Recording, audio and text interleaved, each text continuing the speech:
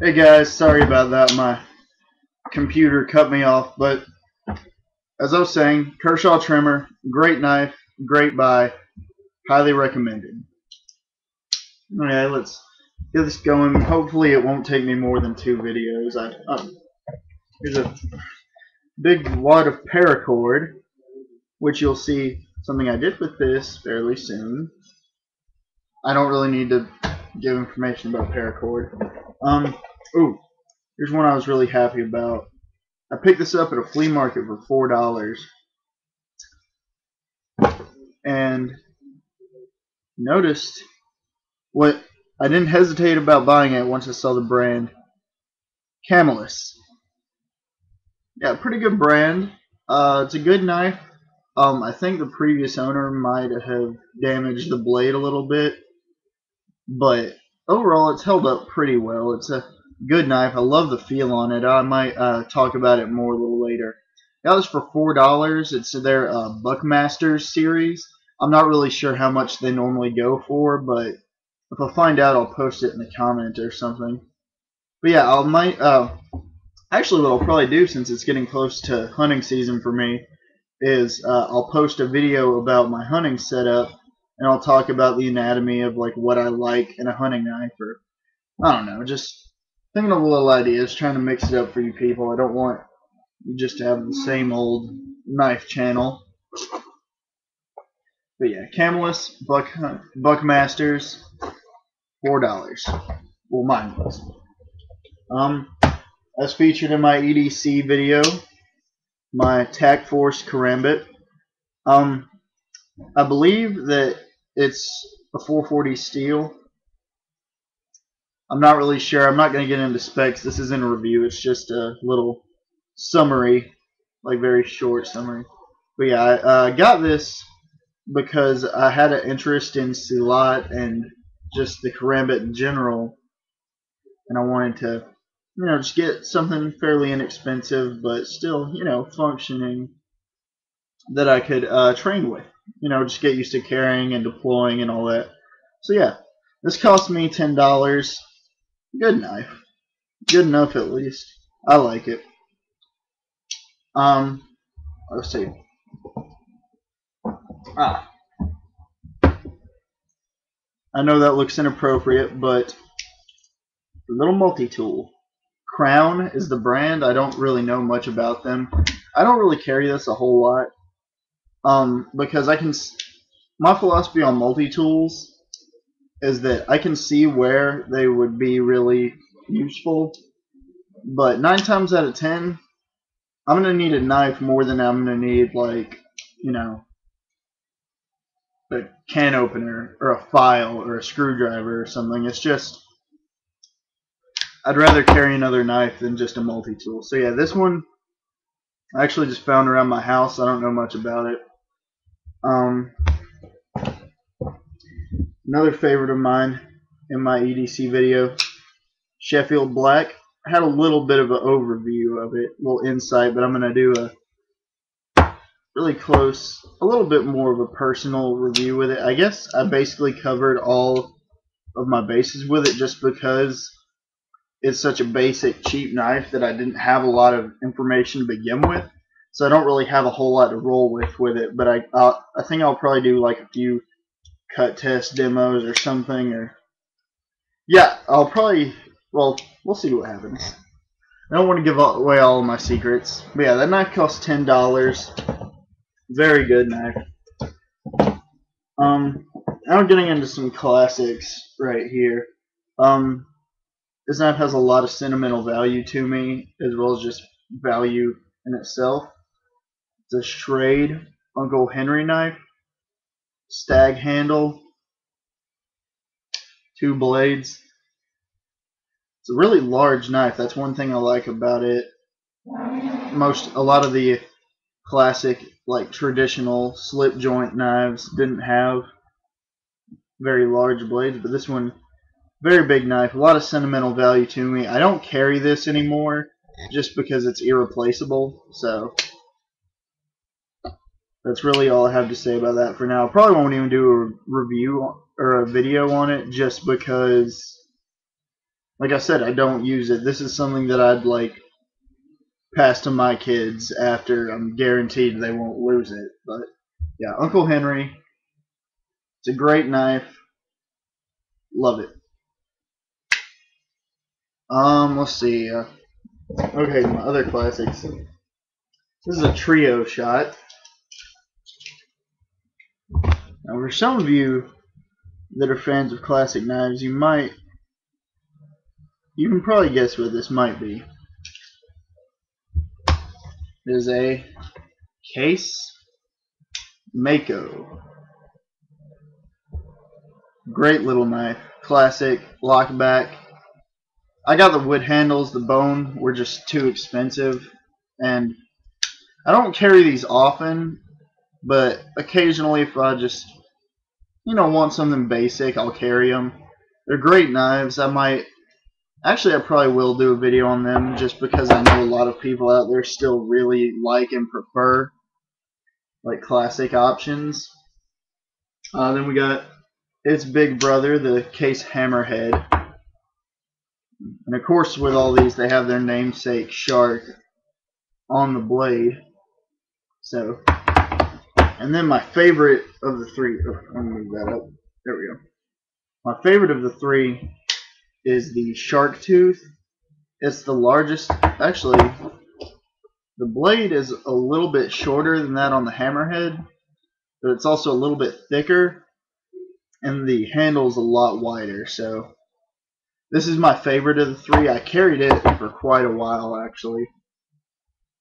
But yeah, the Mako comes with this nice little leather sheath for belt carry. But yeah, these are just nice knives.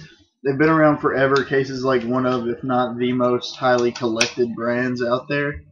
I mean, they've been around forever and they really make good stuff. So that's those. Generally the price tag on these is going to be fairly high for most people. The set total, most places would probably cost somewhere around like $125, $150. Which isn't that bad, but it's still, that's a lot of money.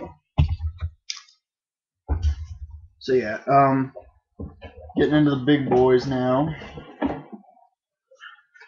Let's see. First off, it doesn't have a brand name anywhere on it, but this is a kukri that my fiance got me at the Renaissance Fair, and I'll do a video later on about different knife styles I like, and I'll have like I might even just have a whole video devoted to the kukri because I'm kind of obsessed with it. But it's a great knife. It was fairly inexpensive, definitely worth what we paid for. I believe it was $29, and I have torture tested this to the extreme. I've thrown it, I've batoned with it, I've just done all sorts of things that with most no-name brands people would expect it to break, but I was satisfied with it. It's a good knife. I like it a lot. If I can get the sheath to close. That's one of my only complaints about it, really. So this sheath's a little troublesome. Alright, then we get this one right here. Some of you might recognize it. It's an Ontario Spec Plus Fighter 6. Sort of clip point or drop point, whatever style blade. I've got it sharpened up like crazy. Backsword sharpened. I won't get into specs just because I intend on doing a review on this knife later on. Yeah, it's a great knife. It costs retail about $60. I got mine for $40 at a gun show. But yeah, it's just a really nice combat, slightly outdoors knife. I'll get into that later on, but yeah. Then my all-time favorite knives, tool, machete, whatever you want to call it, the Cold Steel Kukri machete. The tip's lost its finish because I've thrown it a lot and I've cleaned it up from where it rusted, so it doesn't have the finish on the tip anymore. It kind of looks a little cool, but I don't like it that much. Um, if I can somehow ever put the finish back on it, I will, but I'm not going to get into that because I'm going to have a series of videos on this because it's just one of my favorites.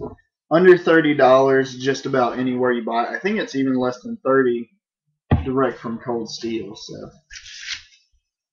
highly recommended. One of my favorites. You'll definitely see more from it. I'm trying to make sure everything doesn't fall off the table. I'm doing this.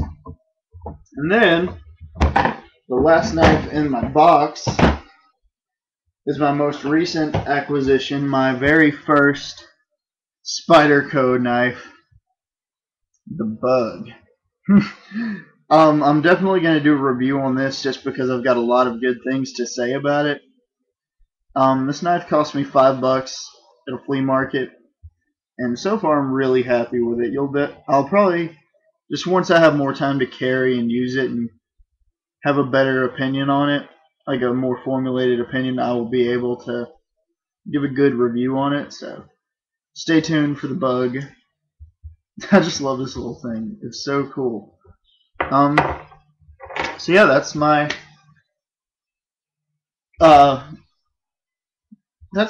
production collection. However, I have to show off this a little bit. These are the knives that I've made that are technically in my collection because they're mine. It's one I made out of a file. It's got some just etching on the blade. I mainly did that because I didn't know what I was doing at first, so I marked it up a lot. So I just put some like tiger stripe etching on it so it looked cool or whatever. But I mean, it works really well. It's very sharp. I've actually got some paper here. I'll do that. Oh. Yeah, not the best edge, but I mean,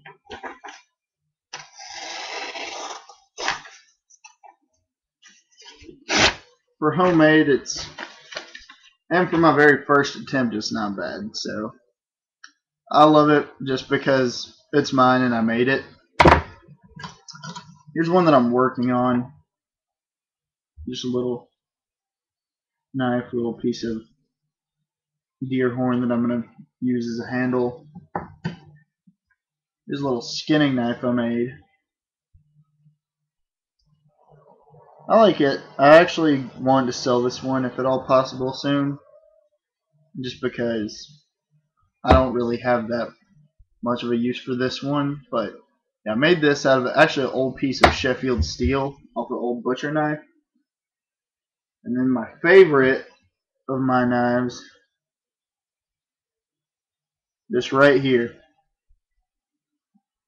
sort of a little hawkbill type knife with a finger hole. Thing for jimping. I'm not going to do reviews on these just because, I don't know, it just doesn't seem appropriate. Yeah, those are the knives that I have that I've made that I haven't given to other people.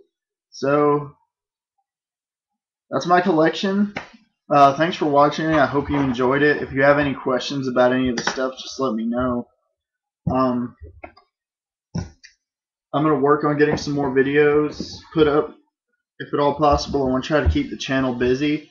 And now I'm going to try to put all these knives up. So have a good day, you guys.